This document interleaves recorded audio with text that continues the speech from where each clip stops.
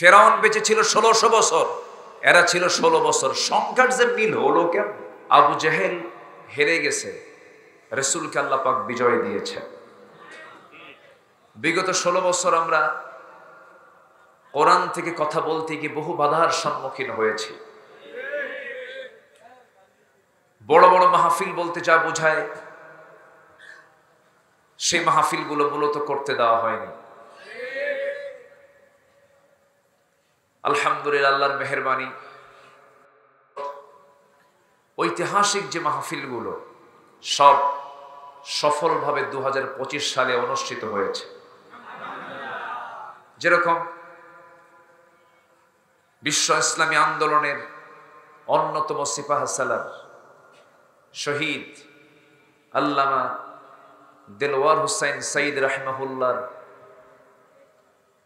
স্মৃতি বিজড়িত চট্টগ্রামের প্যারেড ময়দানের যে মাহফিল, রজব আলী ময়দান যেটাকে বলা হয়, ১৯৭৭ থেকে নিয়ে ২০০৬ সাল পর্যন্ত একটানা ২৯ বছরও তিনি মাহফিল সেখানে চালিয়েছেন। ২০০৭ থেকে নিয়ে ২০২৪ পর্যন্ত ফেরেশতারা ওই মাহফিল করতে দেয়নি। ১৮ বছর। ফেরেশতা কেন বললাম? ফেরেশতাও চোখে দেখা যায় না। ৪ঠা অগাস্টের পর থেকে নিয়ে আজ পর্যন্ত এদেরকেও চোখে দেখা যাচ্ছে না। এই জন্য ফেরেশতার একটা বৈশিষ্ট্য এদের মধ্যে আছে, ফেরেশতাও দেখা যায় না, এদেরকেও আর দেখা যাচ্ছে না। সম্মানিত ভাইয়েরা, সেই মাহফিল ২০২৫-এ আল্লাহর মেহেরবানি, আমি নগণ্য গোলাম, 5 দিন মাহফিলের একদিন আমি সেখানে ছিলাম। সিলেটের আঞ্জুমানে খেদমতে কোরআনের যে মাহফিলটা অনুষ্ঠিত হতো, এটাও প্রায় 1 যুগ ধরে বন্ধ ছিল, এটাও এবার চালু হয়েছে, আমি ছিলাম।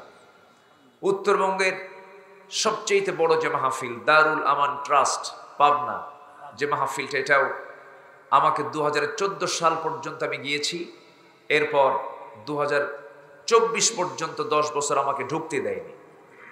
২০২৫-এ এবার এটা সম্পূর্ণ হয়েছে। এই যে মাঝখান থেকে জাতিকে কোরআন শেখা থেকে যে দূরে রাখা হলো, এটার জন্য জবাব দিতে হবে কার আদালতে? আল্লাহর আদালতে। আসতে বলবেন না, কার আদালতে? এতে কোনো সন্দেহ আছে? এদের উপরে পড়েছে কোরআনের লানত। কিসের লানত পড়েছে? আল্লাহর লানত পড়েছে এদের উপর, কোরআনের জন্য লানত পড়েছে। সম্মানিত ভাইয়েরা, সম্মানিত বন্ধুগণ, উঠতে একটু দেরি হলো। শহরের মানুষ তো একটু দেরিতেই ঘুমায়। যদি একটু সময় নিয়ে কথা বলি, আমাকে সময় দেওয়া যাবে তো? ইনশাআল্লাহ। জোরে বলি ইনশাআল্লাহ। আজকে দেখেন, এই মাহফিল কমিটির কোনো টেনশন নাই, থানায় যাওয়া লাগে নাই, অনুমতিরও প্রয়োজন নাই, বরঞ্চ থানা থেকেই ফোন দিয়ে বলে কিছু লাগবে কি? ঠিক কিনা বলেন? এটা বলছে। এই ৮-৯ মাস যাবৎ টঙ্গীর কোনো নাটকও নাই।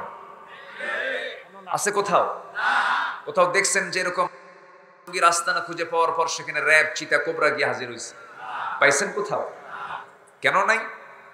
এই নাটকের যিনি নাট্যকার, তিনি এখন দেশে নাই, দিল্লি গিয়ে বসে আছেন, এই জন্য নাই। বহু কিছু করা হয়েছে। যাই হোক,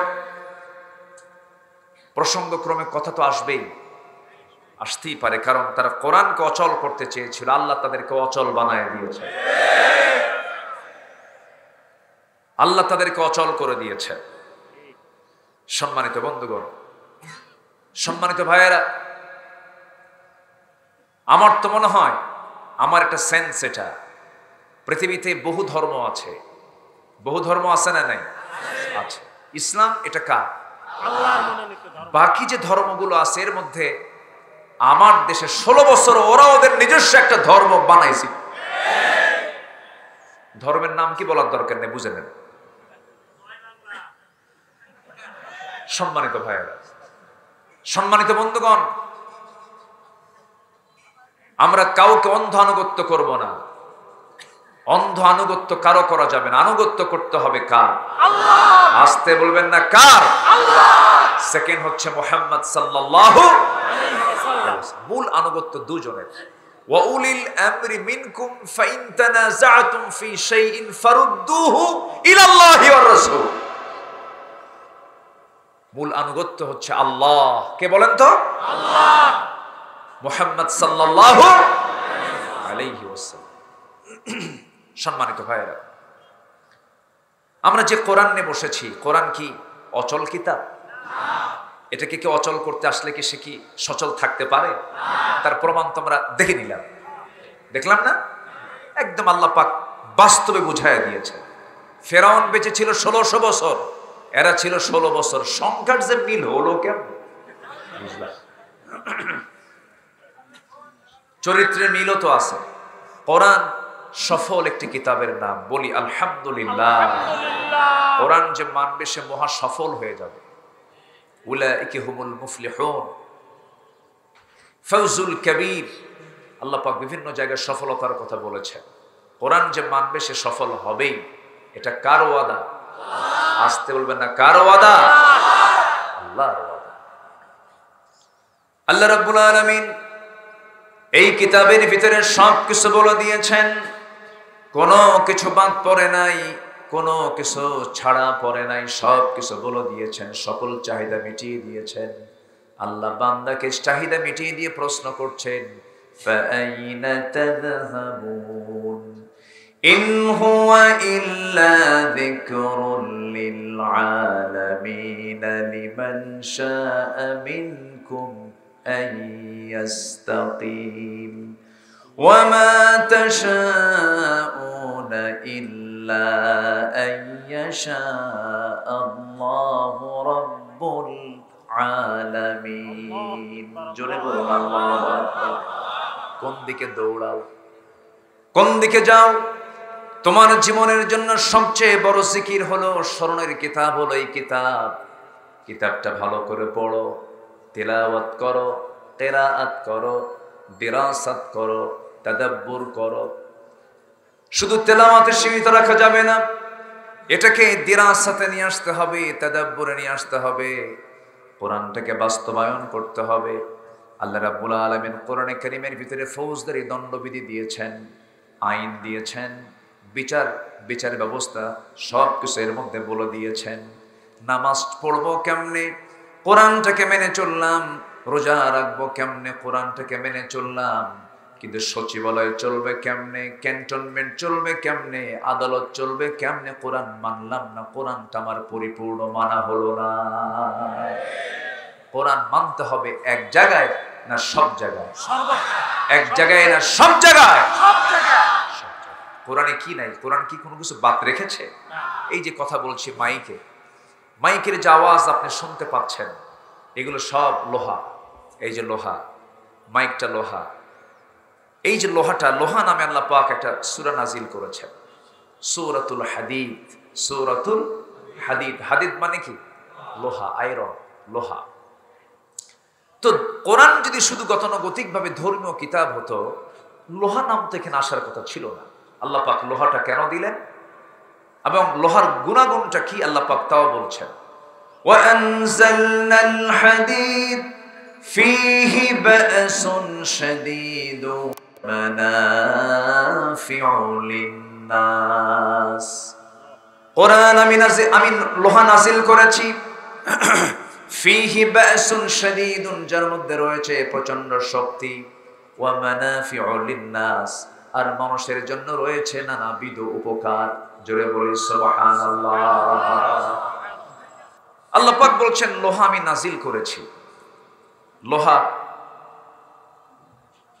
এটি এমন একটি আল্লাহর পক্ষ থেকে বান্দার জন্য নিয়ামত। লোহা যদি না থাকতো পৃথিবী কি সচল থাকতো? না। আমি আমার দেহ নিয়ে নড়াচড়া করতে পারি, আমার দেহটা দাঁড়িয়ে আছে হলো হাড়ের উপরে, বনের উপরে। ঠিক তেমনই একটা গাড়ি যদি আপনি বানাতে যান, স্ট্রাকচার তৈরিতে কি লাগে? লোহা লাগে। কাপড়টা সেলাই করবেন, ছিঁড়ে গেছে, এতটুকু অংশ আপনি সেলাই দেবেন, কি লাগে? লোহা লাগে, সুই লাগবে। তাহলে লোহাটা এমন একটা উপাদান যা ছাড়া পৃথিবী সম্পূর্ণ অচল। এই লোহা কে নাজিল করেছেন বলেন তো? আল্লাহ। লোহা নাজিল হয়েছে। কিন্তু আপনি যদি গ্যাসের দিকে তাকান, আমার দেশের গ্যাস ধরুন, সিলেটে যে গ্যাসটা, এই গ্যাসটা কি নাজিল হয়েছে না নিচ থেকে ওঠে? নিচ থেকে ওঠে। দিনাজপুরের কয়লা নাজিল না নিচ থেকে ওঠে? সোনা খনি, সোনার খনি, গ্যাসের খনি, তেলের খনি, কিন্তু লোহাটা আল্লাহ পাক নাজিল করেছেন। তাও ১৫০০ বছর আগে এই তথ্য তিনি দিচ্ছেন কোরআনে কারীমের ভিতরে। সুবহানাল্লাহ বলবেন না? সুবহানাল্লাহ। এখানে তো সোনার খনি না, সব সোনার দুই সাইড।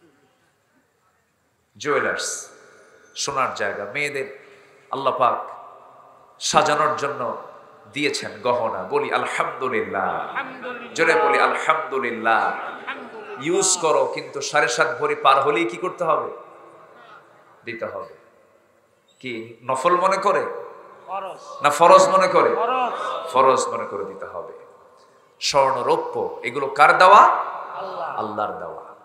তো লোহাও আল্লাহ দিয়েছেন, কিন্তু লোহাটা আল্লাহ পাক বলছেন এটা আমি নাজিল করেছি।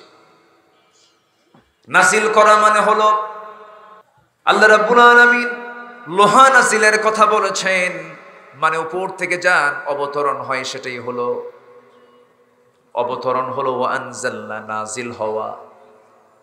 আল্লাহ রাব্বুল আলামিন এই লোহাটাকে নাজিল করেছেন, উপর থেকে এসেছে। অর্থাৎ বিজ্ঞান বলতেছে লোহা তৈরি করার জন্য যে তাপমাত্রার প্রয়োজন, এই তাপমাত্রা পৃথিবীর কোথাও নাই। আমরা যে সূর্যের আলোটা উপভোগ করি, সূর্যের আলোটা যে আমরা নিয়ে থাকি, যে তাপমাত্রা আমরা পেয়ে থাকি, সূর্যের আভ্যন্তরীণ তাপমাত্রা হলো 15 million degree Celsius. 15 million degree Celsius হচ্ছে আভ্যন্তরীণ তাপমাত্রা সূর্যের। সেই তাপমাত্রা সূর্য এত দূরে থাকার কারণে আমাদের কাছে এসে পৌঁছায় 30, 35, 40, 44, 50, 56 ডিগ্রি পর্যন্ত। আমি মিনাতে পেয়েছি, হজের সফর আমি মিনাতে পেয়েছি, 56 ডিগ্রি পর্যন্ত পেয়েছি। তো সূর্যের এই তাপমাত্রা আভ্যন্তরীণ হলো 15 মিলিয়ন ডিগ্রি সেলসিয়াস। আর সূর্য লোহা তৈরি করার জন্য যে তাপমাত্রার প্রয়োজন, সেই তাপমাত্রা বিজ্ঞান বলছে হলো 5 বিলিয়ন ডিগ্রি সেলসিয়াস তাপমাত্রা প্রয়োজন। 5 বিলিয়ন ডিগ্রি সেলসিয়াস তাপমাত্রা না থাকা পর্যন্ত লোহা তৈরি হবে না। বিএসআরএম, কেএসআরএম, একেএস এগুলো লোহা বানায় না, এরা প্রসেস করে, এরা প্রসেসিং করে। কিন্তু লোহাটা মূল কার অবদান? আল্লাহ। আসতে বলবেন কার অবদান? এখন বিজ্ঞান বলছে, এই কোরআনের এই আয়াতকে গবেষণা করে বলছে এই লোহাটা আকাশ থেকে এসেছে। মহাশূন্যের মাঝে কোনো সুপারনোভার বিশাল একটা বিস্ফোরণের মধ্য দিয়ে সেই মহাশূন্য থেকে আল্লাহ তাআলা লোহাকে পৃথিবীবাসীর উপকারের জন্য নাজিল করে দিয়েছে। সুবহানাল্লাহ। এই যে পাকিস্তান ইন্ডিয়াকে মাঝে মাঝে একটু মেরে দিচ্ছে, আবার ইন্ডিয়া মারতেছে পাকিস্তানকে, সব কিছুর মূল ধাতু কি বলেন? লোহা। বলেন বলেন বলেন। লোহা। আল্লাহ বলছেন ফীহি বাসুন শাদীদুন, যার মধ্যে রয়েছে প্রচন্ড শক্তি। ঠিক। যেটা পাকিস্তান মারতেছে ইন্ডিয়াকে, সেটা আমাদের নেওয়ার কথা ছিল, কিন্তু দাদা বাবু অসন্তুষ্ট হবে, নিতে দেয়নি। আমার দেশের সাবমেরিনটি স্বাধীনতা সার্বভৌমত্ব টিকে রাখার দরকার আছে না নাই? আসতে বলবেন না, আছে না নাই? আমার দেশের একটা ইঞ্চি মাটি মানুষ অন্য কাউকে দিতে দেব না। আমার দেশের স্বাধীনতা টিকে রাখার দায়িত্ব আমাদের আছে না নাই? আছে। বলেন আছে না নাই? আছে। আচ্ছা, আমরা জগদ্দল পাথর আমাদের মাথা থেকে সরেছে, আমরা টিকে থাকতে চাই স্বকীয়তা নিয়ে, যোগ্যতা নিয়ে, আল্লাহর উপরে আস্থা এবং বিশ্বাস নিয়ে। আমাকে রাশা বাঁচাবে না, আমেরিকা বাঁচাবে না, দিল্লি বাঁচাবে না, আমাকে বাঁচাবেন কে? আল্লাহ আমাকে বাঁচাবে। এই বিশ্বাস আমাদের থাকলে বিজয় দিবেন কে? আল্লাহ বিজয় কার হাতে? আল্লাহর সকল কল্যাণ কার হাতে? আল্লাহর হাতে। বিয়াদিকাল খাইর ইন্নাকা আলা কুল্লি শাইইন কাদির।